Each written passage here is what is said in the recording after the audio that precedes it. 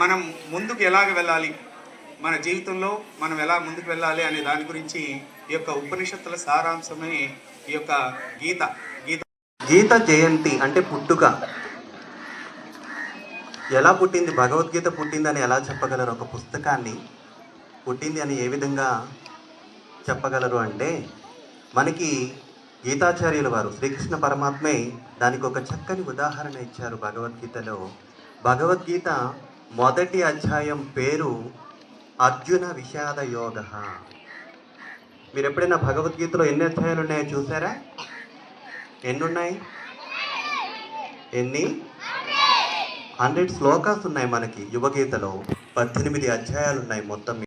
So Bhagavad Gita పుట్టినటువంటి happy birthday అనమాట. భగవద్గీతకి happy birthday, జన్మదినం అనమాట. సో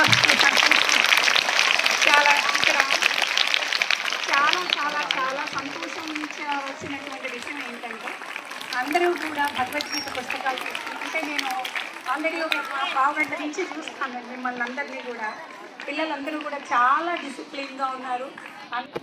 ఆ క్రమశిక్షణే నేర్పించేటటువంటి పుస్తకమే, గ్రంథమే మనకి ఈ భగవద్గీత.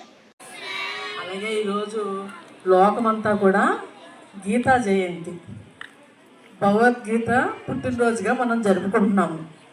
ఈ భగవద్గీతని చూసి మనం చాలా నేర్చుకోవాలన్నమాట. మన జీవితానికి మనం ఉదయం లేచిన కాడి నుంచి ఎన్నో సమస్యలు ఎదుర్కొంటూ ఉంటాం, ఎన్నో ప్రాబ్లమ్స్ ఫేస్ చేస్తాం.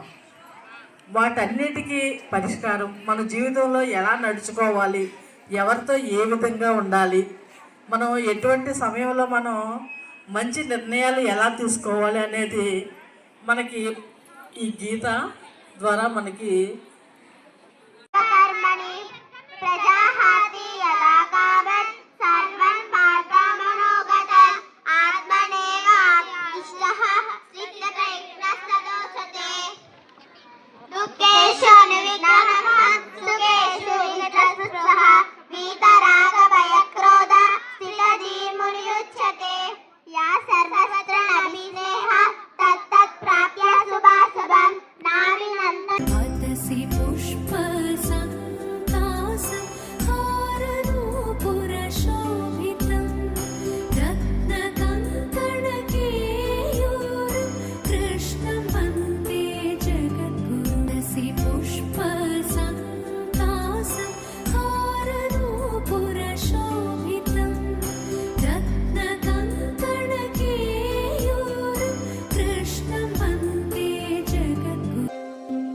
कृष्णं वन्दे जगद्गुरुं माधव त्रिभुवन जनप्रियम्।